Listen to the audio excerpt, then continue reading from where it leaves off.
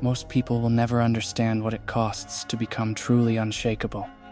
They will spend their entire lives chasing a feeling, peace, validation, love, recognition, and they will call that chase living. They will dress it up in beautiful language. They will post about it. They will share it. They will make it look like purpose. But underneath all of it, if you strip away every excuse, every justification, every carefully worded explanation, what you find is a person who has never once decided to take absolute command of themselves. That is the brutal truth no one wants to sit with. And that is exactly where we begin. You have been told your whole life that emotions make you real. That vulnerability is strength. That being open, being expressive, wearing your heart on the outside of your chest is somehow noble. And there is a version of that world where those things are true. But that version does not exist in the arena you are actually standing in. The world you inhabit does not reward openness. It rewards clarity. It rewards stillness. It rewards the person who can watch the storm arrive and not flinch once. Most people cannot do that.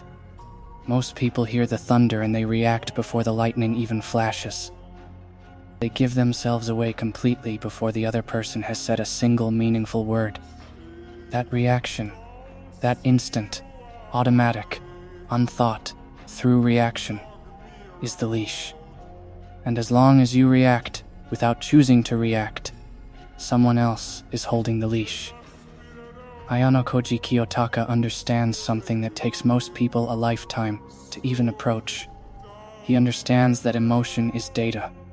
It is not a command. It is not a verdict.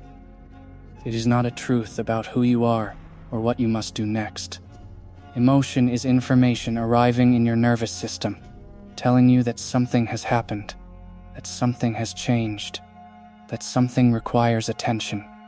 That is all it is.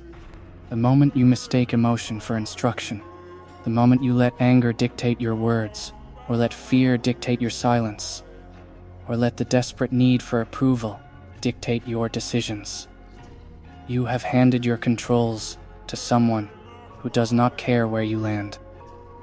This is not about becoming cold. This is not about shutting yourself off from the human experience. This is about becoming the observer of your own internal world, rather than the prisoner of it.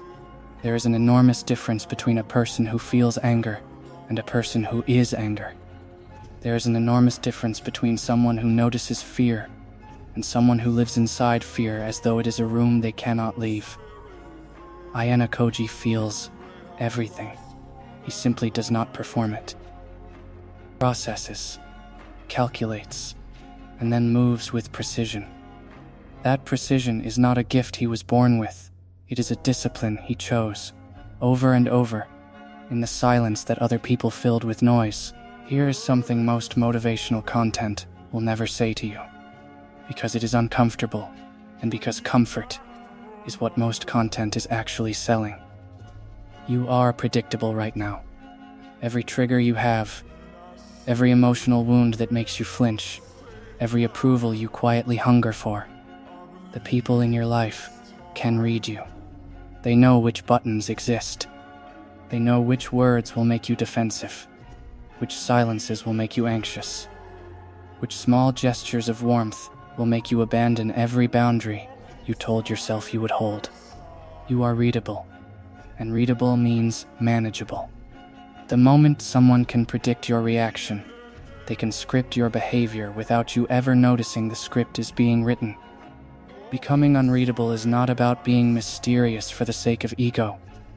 It is about refusing to be managed.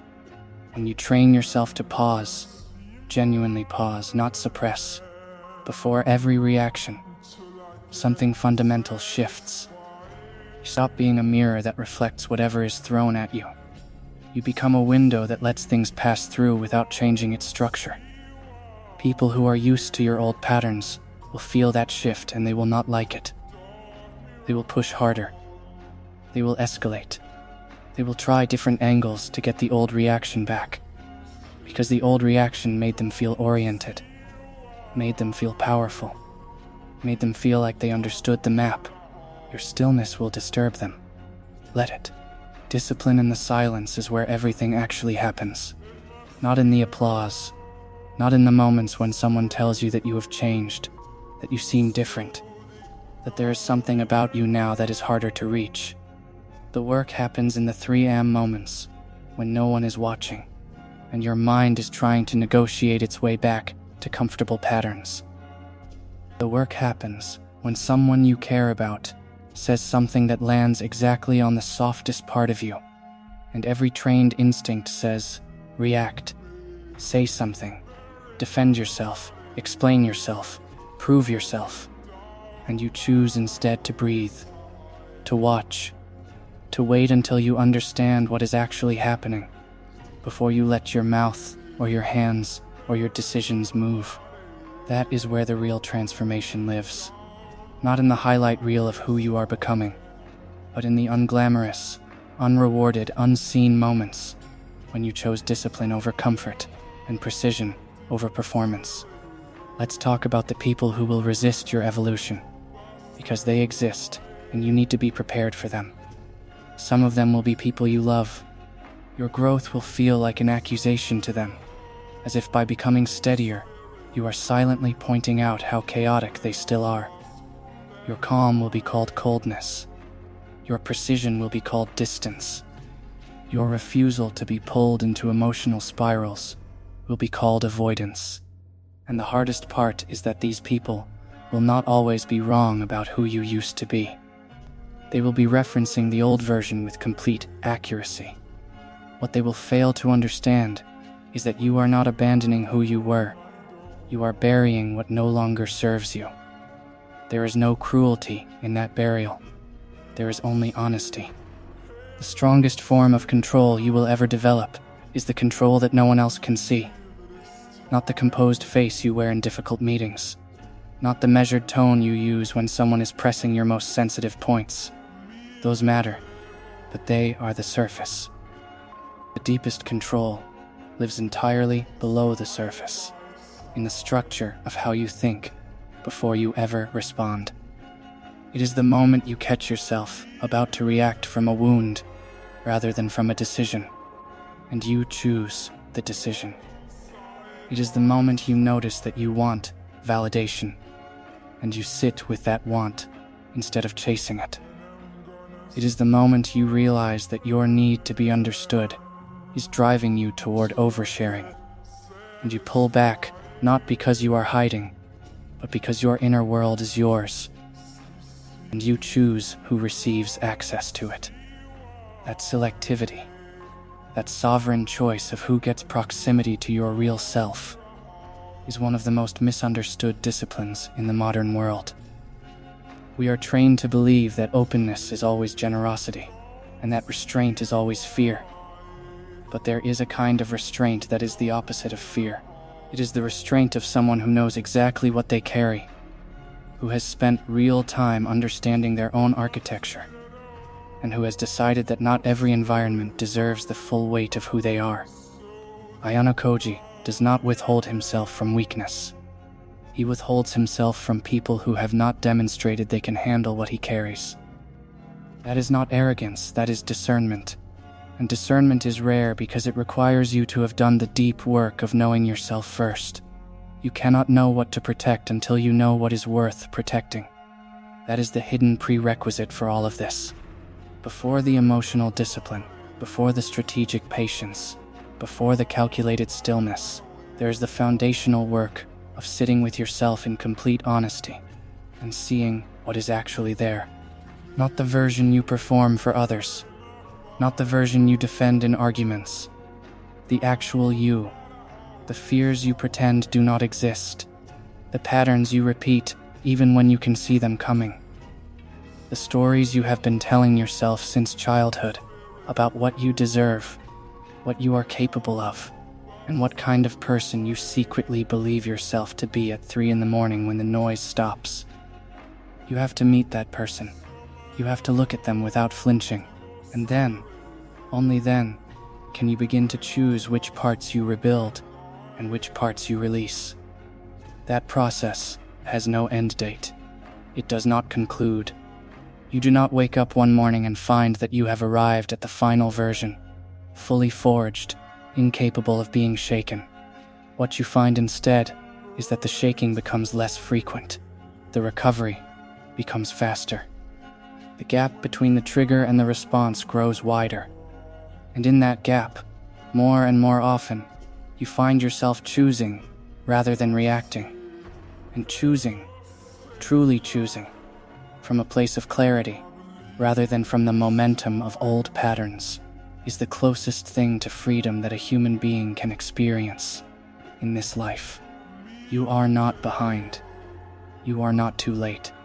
The version of yourself that you are chasing has not left. It has been waiting, with extraordinary patience, on the other side of the choices you keep avoiding. The discomfort you feel when you try to hold your reaction and cannot quite manage it is not failure. It is resistance, and resistance is the sensation of something changing. The question is not whether you are capable of becoming who you are reaching toward. The question is whether you are willing to stay in the discomfort long enough for the change to take root. Ayanokoji did not choose power over peace because peace was not available to him. He chose power because he understood that the kind of peace most people settle for is not peace at all. It is the temporary absence of conflict, purchased by the permanent surrendering of self. He understood that real peace, the deep structural kind that does not collapse when pressure arrives, is only available on the other side of discipline. On the other side of knowing yourself so completely that nothing outside you can fundamentally alter who you are on the inside. That is the destination. Not dominance over others, absolute command over yourself. The calmest person in the room, the most dangerous person in the room, the same person. Start now, not tomorrow, not after the situation resolves, not once things calm down. Now, in the middle of whatever is currently pressing on you, in the middle of whatever noise surrounds you, choose once, just once today, to pause before you react, to observe the emotion without becoming it, to wait one breath longer than you normally would before you say the thing your nervous system is demanding you say. That one breath is the beginning of everything. Every fortress starts with one stone.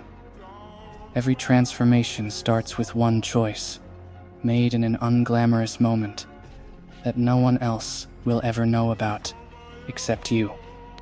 And the version of you that you are building, steady, precise, unreadable, sovereign, that version begins in that breath, in that pause, in that single act of choosing yourself over your patterns. This is not theory. This is not inspiration designed to make you feel something for 10 minutes and then dissolve back into the noise. This is architecture, and you are the only one who can build it. The materials are already inside you. The question is whether you will begin.